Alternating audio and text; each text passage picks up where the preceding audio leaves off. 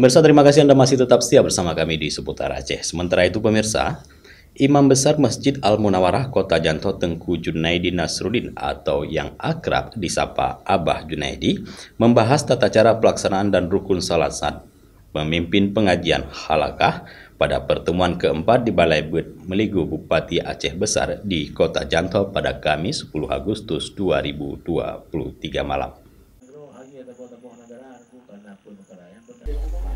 Abah Junaidi dalam pengajian yang berlangsung ba'da Isya sampai pukul 22.00 WIB banyak mengupas bagaimana ibadah salat, baik salat wajib dan salat sunat.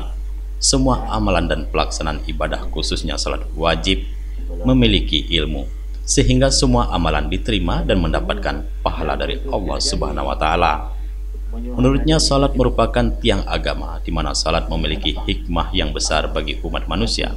Hikmah salat wajib dapat dilihat dari berbagai aspek, baik aspek spiritual, psikologis, sosial, maupun fisik.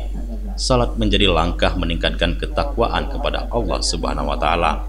Ketakwaan merupakan sikap hati yang selalu taat dan patuh pada perintah Allah dan menjauhi larangannya. Selain itu, salat memberikan ketenangan dalam diri baik lahir maupun batin. Salat wajib adalah sarana untuk berkomunikasi dengan Allah Subhanahu wa Ta'ala, Sang Pencipta dan Pengatur segala sesuatu. Ya Allah, menghina ya Allah bagaimana tetemah Tuhan teman. Anak dari Allah anadu bagaimana esa Allah anadu beri bagaimana wahdaniyah bagaimana mukhalafatul khabati. Makanya la tasihul ibadat illa bi ma'rifatil ma'bud. Hanatah ibadat kecuali dengan taduri itu, dengan taduri Tuhan. Taduri dengan asma'nya dan dengan sifatnya, zatnya, dan barang yang wajib baginya dan barang yang mustahil fi na'ti pada segala sifatnya, pada naatnya. Jadi mumpung mendungnya. Yang penting untuk taduri Allah. Dan pun tak wajib pun elemen tauhid.